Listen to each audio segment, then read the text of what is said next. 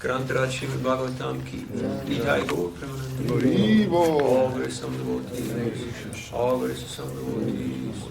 All grace some devotees. All grace Shri Guru Naranga Srila Prabhupada ki Jayo.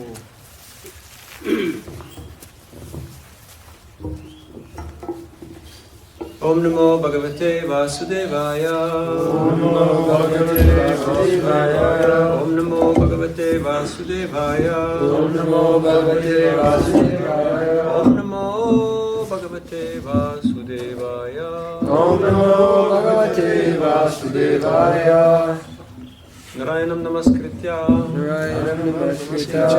Naranjaiva Narottamam. Naranjaiva Narottamam. Devim Saraswatim Vyasam. Devim Saraswatim Vyasam. Tojayam Udiraye. Tojayam Udiraye. Reading from Srimad Bhagavatam, 1st Canto, 2nd chapter, text number 4.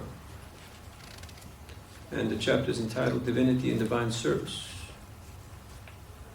So we just chanted today's shloka. Anybody would like to chant? Yes. Where's the rest of the crew? They must have There's about 10 people missing. yes. Do you have a mandatory attendance, or is it nilly-willy as one likes? Half in between. Huh? In between, let's say. Uh-huh. Some people attend the one at the temple. Oh, okay. Yes. I usually am over there, but I heard you were giving class, so I wrote over here. Go ahead. Narayanam Naraskritya. Naranam Namaskritya. Naram Chaiva Narottamam. Naram Chaiva Narottamam. Devim Saraswatim Vyasam. Devim Saraswatim Vyasam. Tato Jayam Udiraye. Tato Jayam Udiraye. Narayanam Namaskritya. Narayanam Namaskritya. Naram Chaiva Narottamam. Naram Chaiva Narottamam. Devim Saraswatim Vyasam. Devim Saraswatim Vyasam. Tato Jayam Udirayet. Tato Jayam Udiraye. Narayanam Namaskritam. Narayanam Namaskritya. Naram Chaiva Narottamam. Naram Chaiva Narottamam. Devim Saraswatim Vyasam. Devim Saraswatim Vyasam. Tato Jayam Udiraye. Tato Jayam Udirayet. Narayanam Namaskrityam. Narayanam Namaskritya. Naram Chaiva Narottamam. Naram Chaiva Narottamam. Devim Saraswatim Vyasam. Devim Saraswatim Vyasam. Tato Jayam Udiraye. Tato Jayam Udiraye. Narayanam Namaskritya. Narayanam Namaskritya. Naram Chaiva Narottamam. Naram Chaiva Narottamam. Devim Saraswatim Vyasam. Devim Saraswatim Vyasam. Tato Jayam Udiraye. Tato Jayam Udiraye. Narayanam. Narayanam. The personality of Godhead. The personality of Godhead. Namaha Kritya. Namaha Kritya. After offering respectful obeisances. After offering respectful obeisances. Naram Cha'eva. Naram Chaiva. And Narayan Rishi. And Narayan Rishi. Nara Uttamam. Naruttamam. The supermost human being. The supermost human being. Devim. Devim. The goddess. The goddess. Saraswatim. Saraswati. The mistress of learning. The mistress of learning. Vyasam. Vyasam. Vyasadeva. Vyasadeva. Tata. Tata. Thereafter. Thereafter. Jayam. Jayam. All that is meant for conquering. All that is meant for conquering. Udiraye. Udiraye. Be announced. Be announced. Translation and purport by His Divine Grace A.C. Bhaktivinoda Swami Srila Prabhupada ki jai. Joy.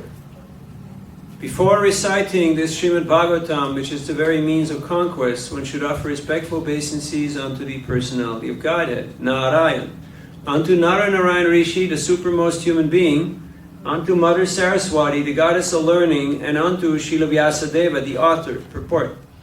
All the Vedic literatures and the Puranas are meant for conquering the darkest region of material existence. The living being is in the state of forgetfulness of his relation with God due to his being overly attracted to material sense gratification from time immemorial. His struggle for existence in the material world is perpetual, and it is not possible for him to get out of it by making plans. If he at all wants to conquer this perpetual struggle for existence, he must re-establish his eternal relation to God. And one who wants to adopt such remedial measures must take shelter of literature such as the Vedas and the Puranas. Foolish people say that the Puranas have no connection to the Vedas. However, the Puranas are supplementary explanations of the Vedas intended for different types of men. All men are not equal. There are men who are conducted by the modes of goodness, others who are under the mode of passion, and others who are under the mode of ignorance. The Puranas are so divided that any class of men can take advantage of them and gradually regain their lost position and get out of the hard struggle for existence. Srila Sutta Goswami shows the way of chanting the Puranas. This may be followed by persons who aspire to be preachers of the Vedic literatures and the Puranas. Srimad Bhagavatam is a spotless Purana, and it is especially meant for them who desire to get out of the material entanglement permanently.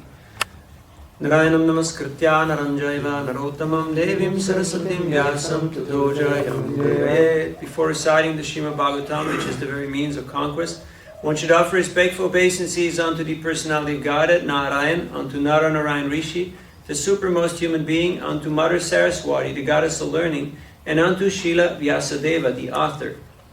Om Ajnanatimarandasya Gyananjana Shalakaya Chakshurunmilitam Jena Tasmai Sri Gurave Namaha Shri Chaitanya Manobhishtam Stapitam Yena Bhutale Swayam Rupa Niramayam Tadati Swapadantikam Sri Krishna Chaitanya Prabhu Nityananda Syadvaita Gadadhar Shivasadi Gaur Bhakta Vrinda Hare Krishna, Krishna Krishna, Hare Hare, Hare Rama, Rama Rama, Hare Hare.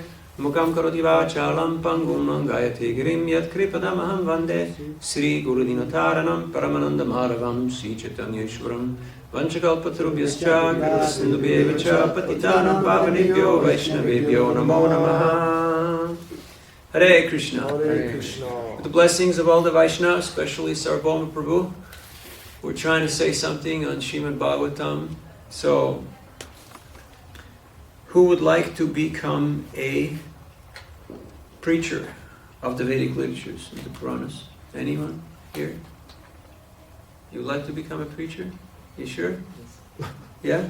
Okay, good. So you're about halfway through whatever courses that you're taking, and right now it's getting a little colder, and you might settle into comfort zone. You feel like, I got this, I'm not the best, but not the worst either. I'm somewhere in the middle of the pack. If I just cruise along, then I'll be fine, right? But there's no guarantee, because Maya is relentless. And if we're not vigilant and we keep on our toes, we keep our guard up, then Maya will eviscerate you. You know what eviscerate means? Yeah. Like, she'll pull a Hiranyakashipu on you, and a Shingadev. And she will take out your entrails and wear them, wrap them around her walking stick as a trophy. Another fool. So don't be another fool. Right now things look pretty because we're here in a very aesthetic, very peaceful, very serene setting in Mayapur.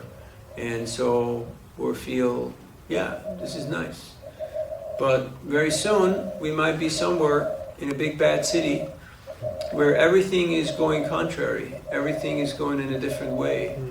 And our mind is screaming at us and saying, hey, there's people out there having fun. There's people out there making money. There's people out there, chasing whatever they're chasing. So you could be a winner. You could be a success story. Why are you just wasting your time here with these bunch of losers, huh? So, and right now is a good time to put in the foundation for your entire life. And I know eternity is a strange concept when you're still fairly youthful. But for those of us who are in the second half, or in the bell lap, we already heard the bell ring, then then it's becoming more and more evident that I need to get a little more serious. I have to step up my game. I can't just be here, just coasting along.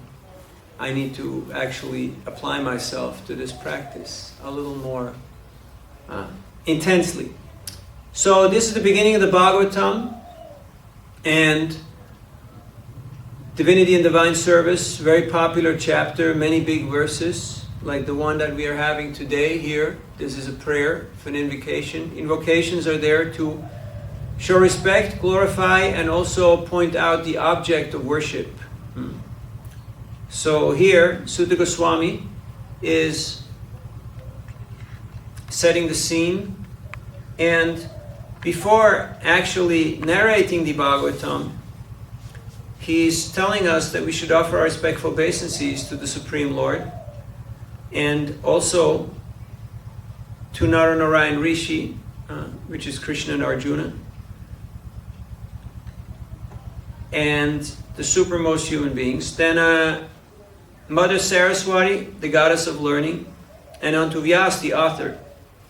So in any science, the first thing is epistemology. You have to know your terminology, what's what. Otherwise, if you say this is a bicycle, then you say, nah, not really, right? This is a book. So, otherwise you really get nowhere. If the terms don't have any meaning, or you don't know their meaning, you don't know what it means. Epistemology, the meaning, and then the next thing, pramana. What is your method of ascertaining? How do you acquire knowledge? Where do you gain your knowledge from? Now I know some of us are from before the web, about 3 of us. The rest is probably educated in the University of YouTube. Have you visited the University of YouTube? And you clicked your way through the galaxy? And you thought, yeah, there's a whole bunch of cool stuff here, But unfortunately, it's not really that much related to truth, to reality. Of course, it's part of the temporary, all-changing abode of Trigunamai, but you have to understand that anything within this universe is simply a mixture of blue, red, and yellow, which is sattva, rajas, and tamas. There's nothing else that exists, because this is a closed circuit, and in a closed circuit you have nothing else that's there except what's inside.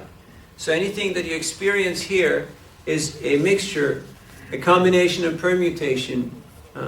So that's why you have, 3 mixes with 3 gives 9, 9 mixes with 9 gives 81, etc., etc. And you end up with 8,400,000 life forms, where a little jiva thinks, hey, yeah, that's a good idea. That's a cool idea. Why not become a cockroach? You ever wondered why there's so many cockroaches? Because cockroaches really think that they look sexy. They really think that they look attractive. Otherwise, there wouldn't be that many cockroaches. Now for us, we're like, whoa! Where'd that fellow come from? One time I was in Brisbane, Australia. And I was in the bathroom, minding my own business, solitary business, and all of a sudden, and I was like, I almost fell off the throne, and I got so shocked. And it was a flying cockroach, like a big guy. And I got very scared. So, how do we get there? Closed universe. Blue, red, and yellow. Nothing new. Now, of course, people think, whoa, but hey, Australia, right? Hi, Mike. There's some beaches there. Or the American dream. I have to tell them always, wherever I go, the American dream is still a dream. Now, whether you are in the daydream or in the night dream, it's still a dream.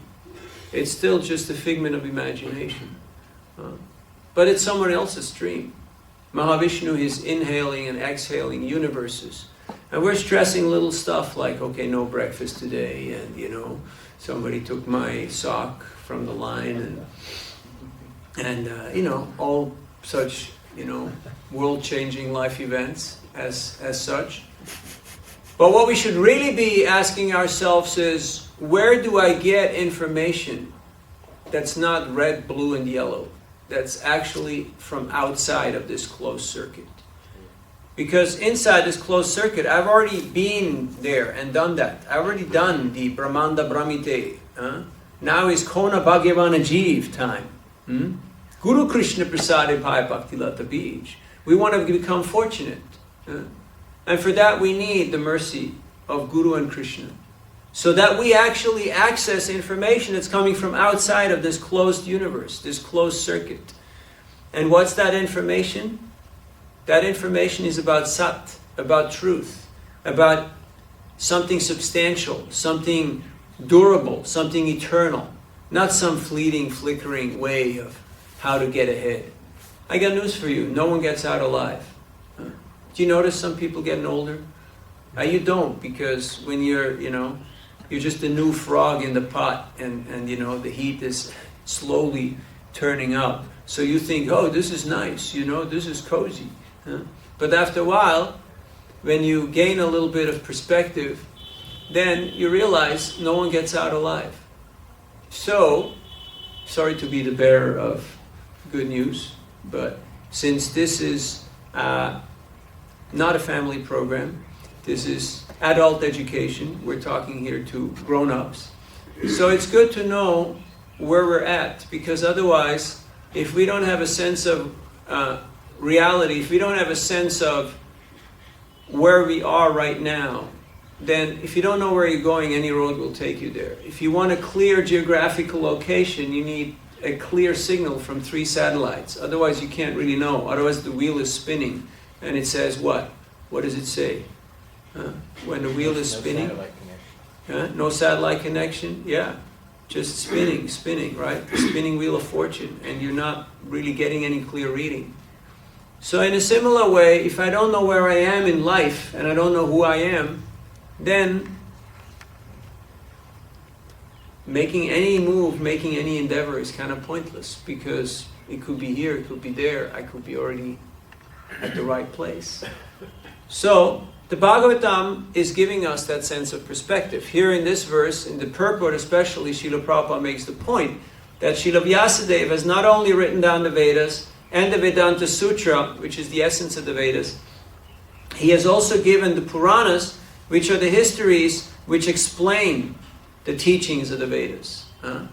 Because people are not that intelligent, they're not that sharp that they can catch it from just hearing a short aphorism. Tato Brahma Jigyasa. Now is the time to inquire about the Absolute. Yeah, great. So, what is the Absolute? And how to inquire, and from whom to inquire. For that you need the Puranas. For that you need the histories that will give you many case studies that will explain.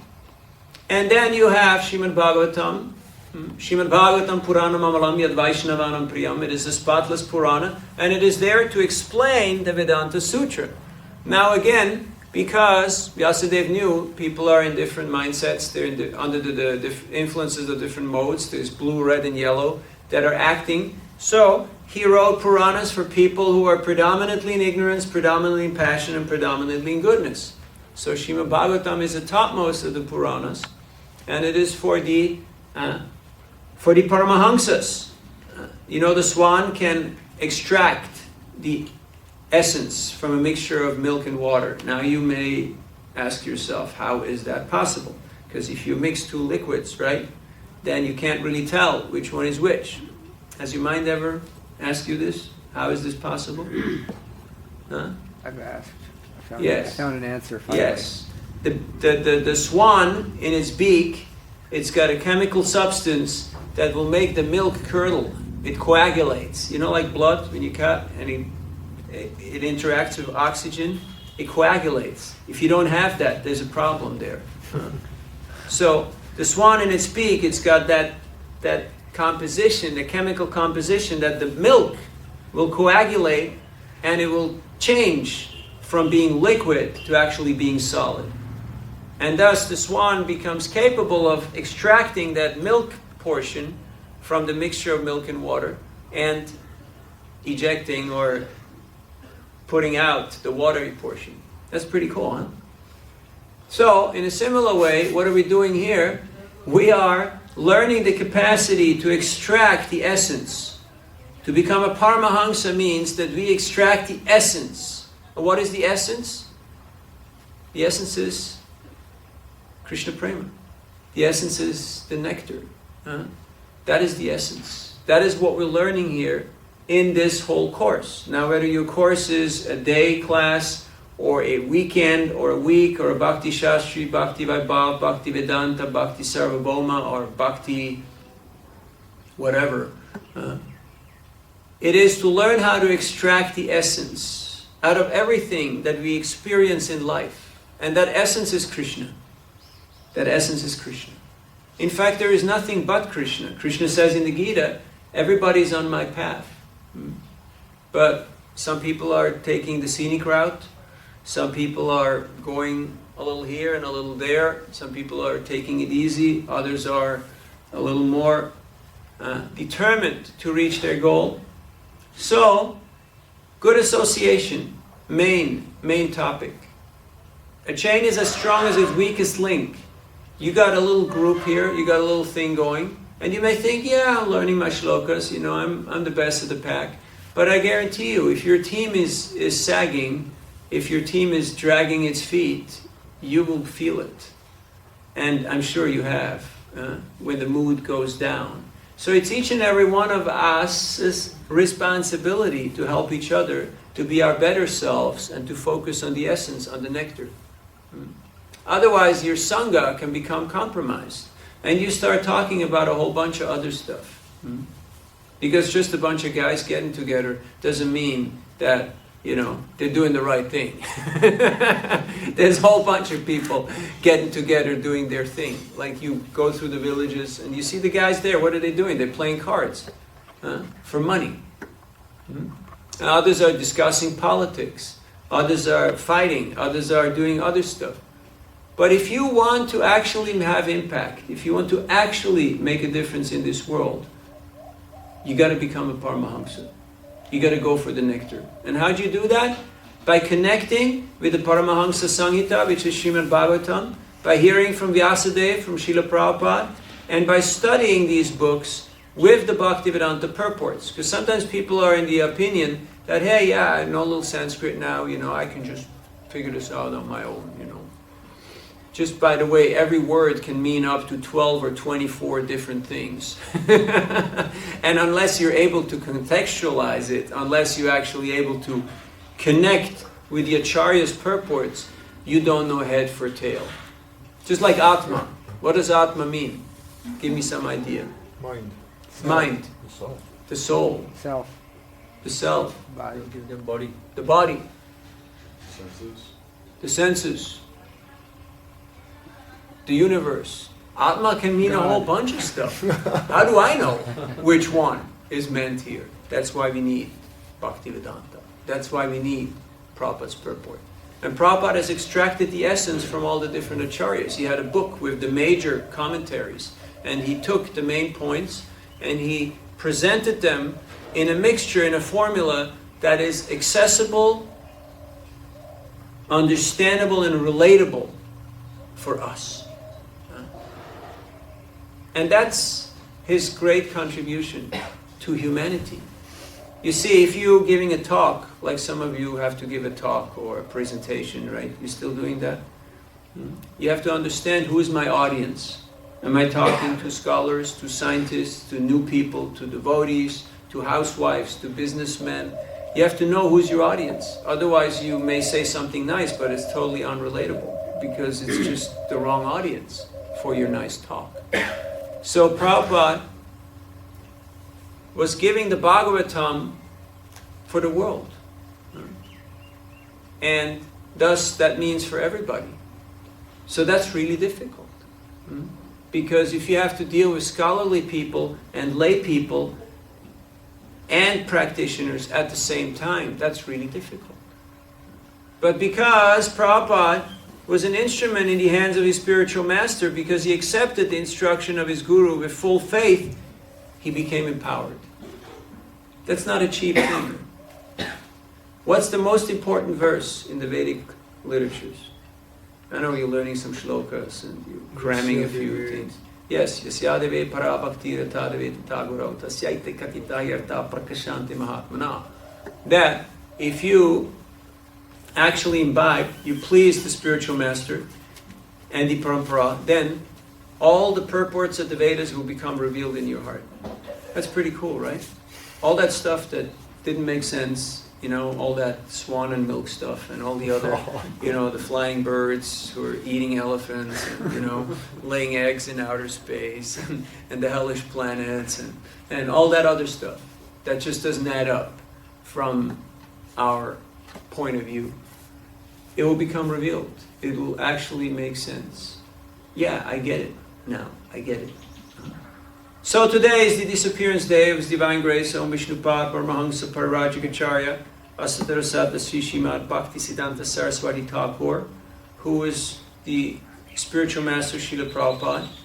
So we're going to speak a little bit about his life and then open up for questions and discussion, if that's okay. Yeah, that's perfect. So, Srila Bhaktisiddhanta Saraswati Thakur's father was Srila Bhaktivinoda Thakur.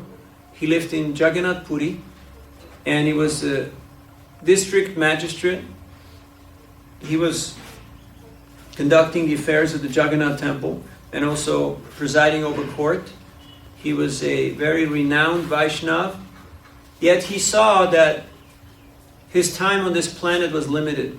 So he prayed for a ray of Vishnu, that Krishna may send him an empowered personality who could spread the bhakti process wider, you see. Every acharya has a certain mission. And so they don't try to do it all by themselves, but they're team players. So they're empowering others.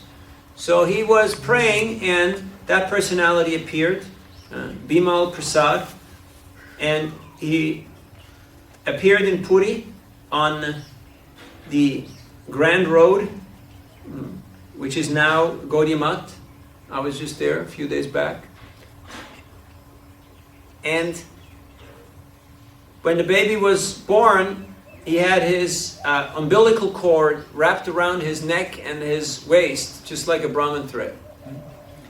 And later when Rath Yatra took place, the cart stopped in front of the house and wouldn't move till Bhaktivinoda Thakur's wife, she brought the baby to the lotus feet of Lord Jagannath. Then the cart would move. So there were many signs that this was a very special personality. He excelled in Shastra, in memorizing Bhagavad Gita, and he was very scholarly in his youth, in his study. He created a society of bachelors who took a vow of perpetual celibacy. After a while, he was the only one that was that was there in that club. And he was very much interested in astronomy and astrology. He wrote the Surya Siddhanta, which is a treatise on these two topics, and he was very much appreciated. Then later on, he took up the service of teaching the Maharaj of Tripura's children. Was a king in the state of Tripura, northeast.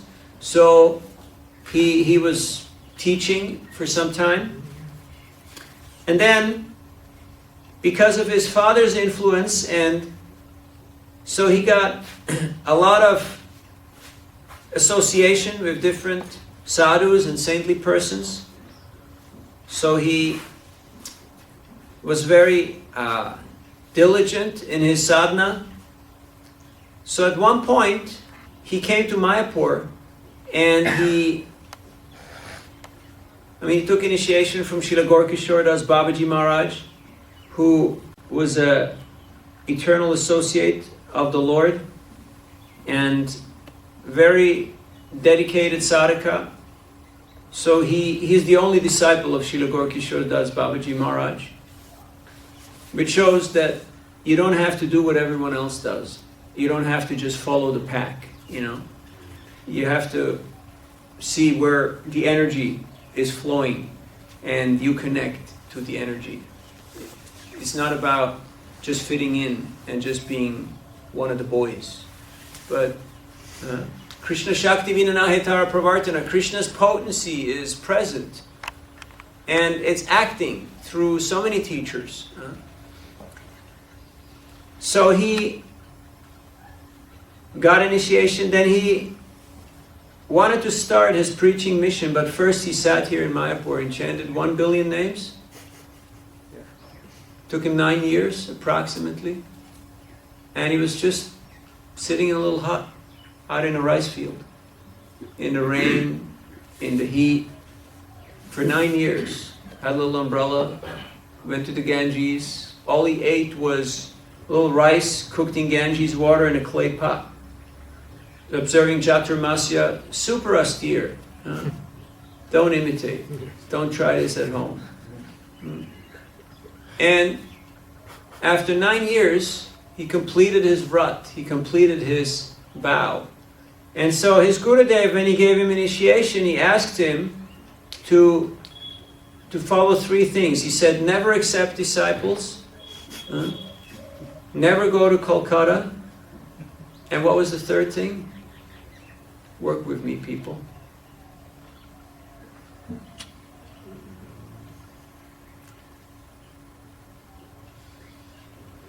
I told him to preach, did he not?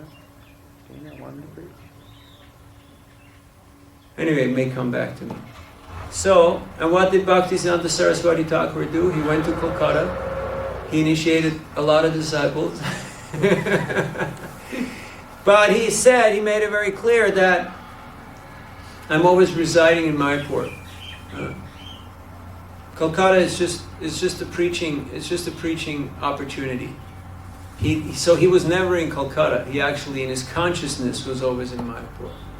So in a similar way, right now you're in Mayapur, but are we actually in Mayapur? Where is my consciousness? Am I here or am I there? And then later on, when I'm back in the field of preaching, then where's my consciousness? If my heart is in Mayapur, Vrindavan, then I'm there, even though I'm somewhere out in the field preaching. And he never considered any one of his disciples. He said, these are all my spiritual masters. And Krishna has sent them to teach me patience and humility and service attitude. And they're just giving me an opportunity to serve them. That was his mood. That was his attitude. He never considered his disciples to be his disciples. So, in this way, he followed the instruction of his Gurudev.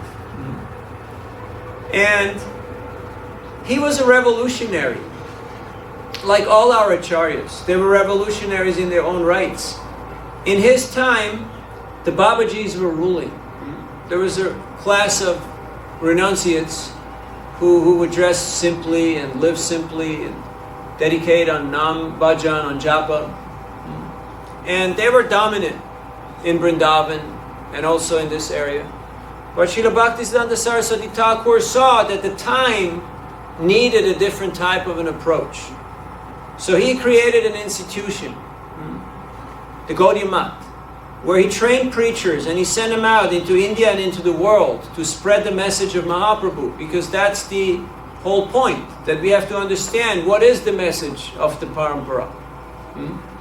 Pritivita Chyata Nagaradigram Sarvatra Prachara Hoi Vimoranam. Mahaprabhu declared that this message should be broadcast all over the world. Now some people thought the world means Bengal. Some people thought the world means Bengal and Orissa. Some people thought the world means Bengal, Orissa, and maybe Vrindavan. But he said no, everywhere.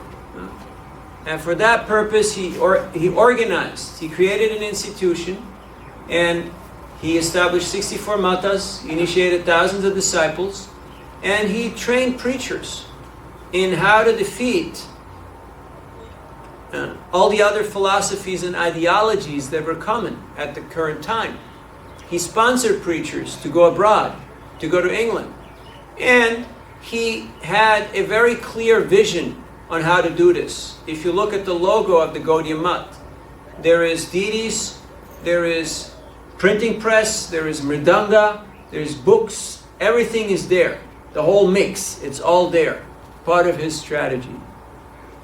So that was very revolutionary, because before people thought you just do your bhajan and you worship the deity, and that's fine, that's good enough. But he understood what was the need of the time. And for that reason, he also hosted events. He had spiritual exhibitions where outside there was people dressing up and doing juggling and acrobatics. The whole circus was there. And people got attracted because that's what the common people like. They like a circus. Huh? You ever been to the circus? Huh? But then when they get attracted, then they got a little closer, then inside there's dioramas. There's things they can look at. So there's these theistic exhibitions, like you go up to Jagannath Mandir or around Prabhupada Samadhi, you see these dioramas, some of them in clay, some of them in terracotta and relief.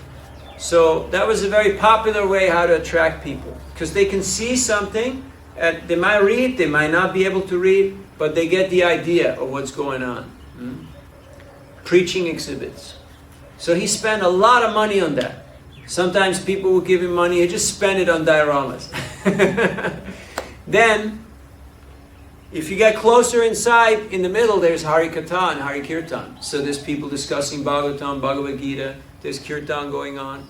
It was a funnel. He understood you have to catch people where they are, which is blue, red, and yellow. They're in the modes. So you give them something that looks, tastes, and smells, and feels attractive. But they end up with Krishna. That was his strategy. He also invited the then British Raj, the Britishers who were seated in Calcutta, to come out here to Mayapur. And he had big people come here. And for that reason, he dressed his brahmacharis in very paka. He suited and booted them. He himself dressed up with a turban, with leather-padded shoes. They had Rolls-Royce automobiles. And in this way, he even arranged that they get whatever food that they were accustomed to. And in this way, the Britishers had a good experience here. And guess what? They established the Mayapur post office. And through that, he put Mayapur on the map. Because before, Mayapur was not on the map. It was just some rice field. And they built that road. So he developed Mayapur. How? Through his vision. So, vision doesn't mean tunnel vision. It doesn't mean I just see the goal and I want to hit the target. But vision means that you understand the bigger picture, the bigger context. What are we trying to achieve here? Like you're in this course. It's not just about getting a passing mark. If you want a passing mark, I can give you a passing mark right away. Hey, I'm a Bhakti Vedanta. I can do that. Okay. You're a decent guy. Here. In fact, you can get outside a main gate. There used to be a guy who would sell Diksha. Diksha certificate for 2 rupees. Now it may have gone up a little bit. But you had a piece of paper that said, I've been initiated by such and such. Hey, I paid 2 rupees. Good deal, right? Huh? Better than waiting for 5 or 7 years, like you have to now for some gurus, and do all that stuff. But there ain't no shortcut, you see. There ain't no shortcut. If you actually want to have impact, you have to follow parampara. You have to follow the methodology of the Bhagavatam, which means Shrotriyam Brahmanishtam. You have to hear from somebody who has heard from the right person and who has applied themselves with humility and service attitude and inquiry and has gone through the process and actually acquired some realization. Because we're not asking for parrot-like repetition. Huh? A parrot, he can say pretty much anything you train him to say. You noticed? In Tucson, you got some parrots there. Some of them speak. You know, our old ones do. These new ones, they're kind of mute. The new ones are not that great, right? Yeah. But the old ones used to. Yeah. They have another parrot at Utah in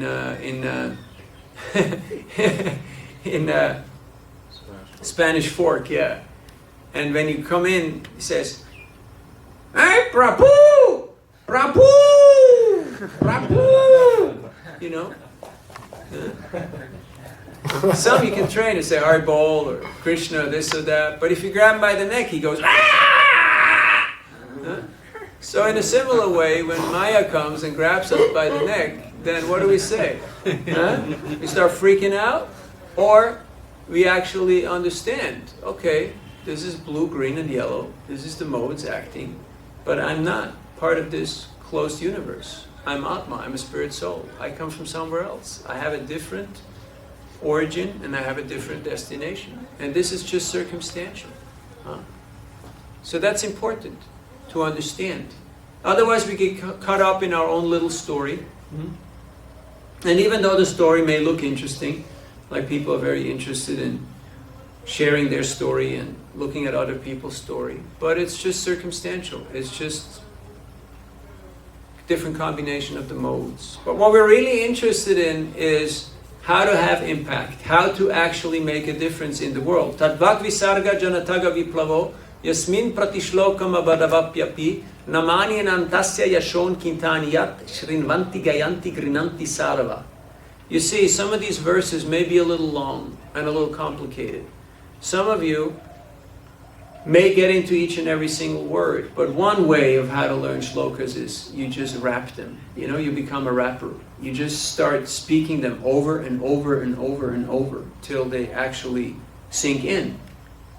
So whichever way, whichever system works for you, but it's good to know what do they actually mean. This is the verse that's there in every single book in the beginning. Do you notice? If you open the Bhagavatam, go to the beginning, and there you have that verse. It's there in the preface. I'll give you the accurate translation. On the other hand, that literature which is full of descriptions of the transcendent glories of the name, fame, form, and pastime of the unlimited Supreme Lord is a transcendental creation. So it's information from outside of the closed universe. Meant for bringing about a revolution in impious lives of a misdirected civilization. Such transcendental literature, even though irregularly composed, is heard, sung, and accepted by purified men who are thoroughly honest. So you want to be a revolutionary, you want to be a preacher, you have to challenge the status quo. Sorry to be the bearer of bad news, but you can't just be only dead fish, swim with the pack. If you are ready to push the envelope, to make a difference, you can't just fit in. You can't just be a guy who goes along with whatever. Yes, that means even here, in Bhagavatam class, even in Bhakti Shastri, Bhakti Abhava class, you have to actually think with your own head and walk with your own feet. Don't just be a parrot. Because parrot may be able to, every now and then, even a broken clock is right, twice a day. But you have to actually get the context. You have to have your own realization. Other people will realize it's just a parrot. This guy's just, mouthing off what he's being told, so he gets his, his spot. So if you want to be a revolutionary, then this is a good place. Because we're studying here highly, highly potent, confidential information that will cause a revolution in our own hearts and in the hearts of so many other living entities. And for that, a little bit of endeavor, a little bit of austerity is not a big price to pay. After all, you have a nice place to stay. You got hot water here? We do. You do. So this is like, 5-star resort. I mean, you go to South India or Thailand, staying in a place like this, you pay like $1,500 a night. Stay in a bamboo bungalow with grass roof. Yeah, no kidding. This is called living at large, the deluxe experience. Now, okay, there are some others. I might not like all of them. I might not relate to all of them. But if I understand this is a team effort and we need everybody on the team, and the team is as strong as its weakest link, we should help each other to be our better selves and to actually move forward towards the goal and not just kill time till time kills us. Because it's a big mission. And as you may have noticed, I know you're not on social media and you're not checking the news, but things are not going too great out there. They're not going too great out there. There's a whole lot of madness going on. And there's no guarantee that your little world still exists when you leave Mayapur. So, in fact, you realize that the world goes on even without us. And that's a pretty good realization.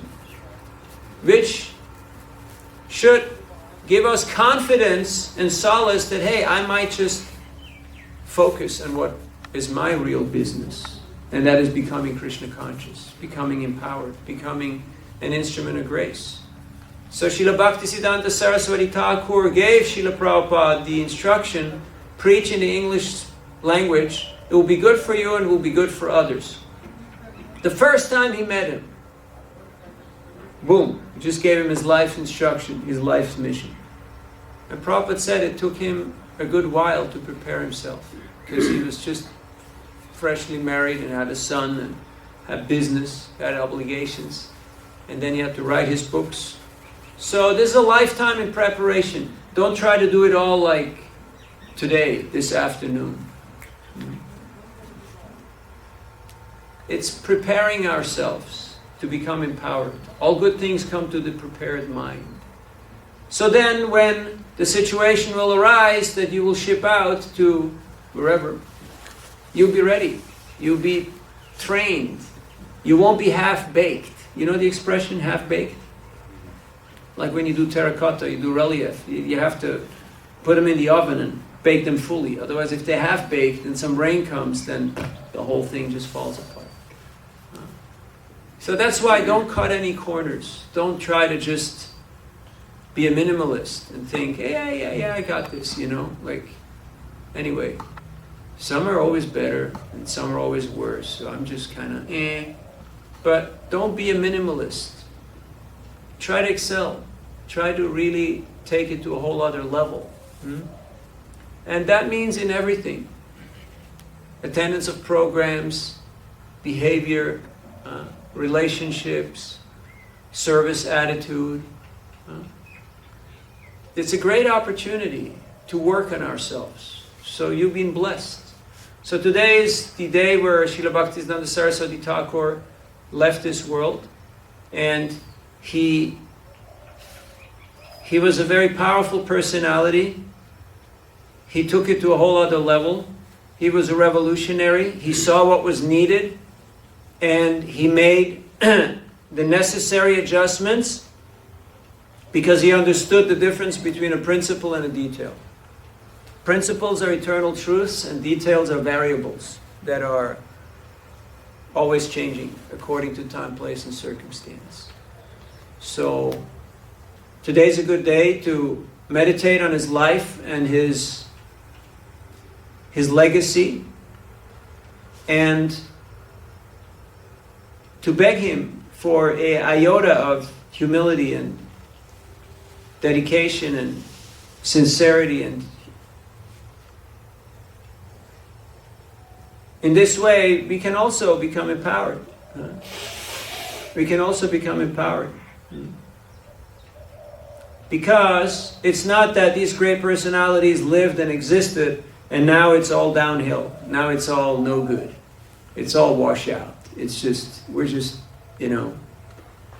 Because then what's the glory of our acharyas? Like some people say, you may have heard this before, Prabhupada is the only guru. He's the only acharya, right? There ain't no anybody else. No one else is any good. Have you ever heard this before? So in this way they think they're glorifying, they're praising Prabhupada, right? But how great of an acharya is he if he can't even leave one student behind who is able to carry on with the mission? Then what is his glory?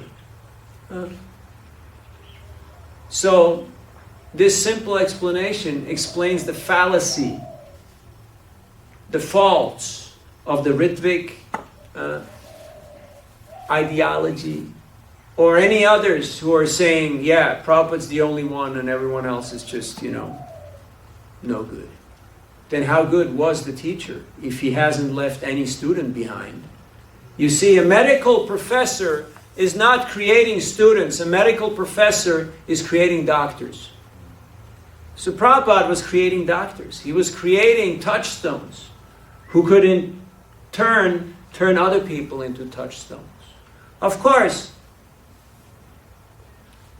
we have to see things in perspective. The founder Acharya, like Ramanujacharya, Madhavacharya, Bhakti Siddhanta Saraswati Thakur, Srila Prabhupada, they're unparalleled. They're in a different league, in a different dimension. But anyone who comes in touch with them and takes on the mission sincerely will become empowered by these personalities, according to the degree of, you can say capacity, but actually it's to their surrender, because potency is not a question of capacity. It's a question of it's a question of empowerment. So these are some things to reflect upon today. We have a couple of minutes for questions or comments or reflections. Yes. The Prabhupada says that giving this transcendental knowledge is the greatest benediction for people. It saves them from a horrible future that they're able to benefit just by touching the book, looking at the book, especially reading it. And then I watched an interview with you yesterday from 1995. Did you know that was posted? It was. So you were saying... Everything can and will be used against you. So be careful what you say in 1995. You will come back and bite you. Well, you were saying how we have to care about people Yeah. and show them that we really genuinely concerned about their lives. So then I was on book distribution last night. I worked with Kripanidhi and Sure. that table. And a lot of people were barreling past me, obviously irritated. Like they've been hit up, in our enthusiasm to increase book distribution, the score. We're pounding the public that come to visit the place. And so I was thinking about a couple factors. One thing is that the foreign devotees have a tendency to circle the wagons and hole up in Rasamrita Kunj like it's Fort Apache. And You got 2 minutes. So. they don't want anything to do with the Bengalis. Yeah. The Bengalis, they don't read books, I've noticed. Like, you see them around. Do you ever see any Bengalis reading books? They take selfies, they sit and they talk with their families, and they just hang out. So, the third thing is that when they come walking around, checking the place out, then they have these foreigners coming at them doing touche with the books and trying to, and pounding on them to buy the books. And the people that, the foreigners don't actually really like the Bengalis. They never hang out with them or call them or anything when they're not trying to sell them a book. So what's your point? Well, it's a question. Okay. So what's the question? The question is, how can we actually sort of Create a positive environment, create a positive experience for all the parties concerned? like come up to the level of what you were talking about in 1995, thank you. where you care about people. Yeah, so you can't fake empathy. It's not a t-shirt. It's not a social media post. It's something very palpable, very tangible. You have to actually care for people. Otherwise, they'll feel used. They'll feel, oh, I'm just another lunch ticket. I'm just another, I'm just another bill. And that care should come as a byproduct of our practice. If all our sadhana and all our study does not produce jivadoya, that we have compassion for everyone, samadarshina, we see everyone equally, then we've missed the point. We've missed the boat. We've missed the bus. We went in the wrong direction. And we'll end up in some gated community, feeling good about ourselves, doing whatever else we were doing back home, back on the farm. So there ain't really that much difference then, unless we really learn how to do Sankirtan. And Sankirtan means Samyak Kirtan, the complete chanting, where everyone's together. And you have seen, we have all experienced glimpses of that, right? When you break through those layers of blue, red, and yellow, and people start actually doing the yagya together. You've been there, right? When you see, you feel it, it's actually happening. It's not just theory, it's not just 500 years ago, but it's happening right now. And it can happen. Today, tomorrow, any day of the week.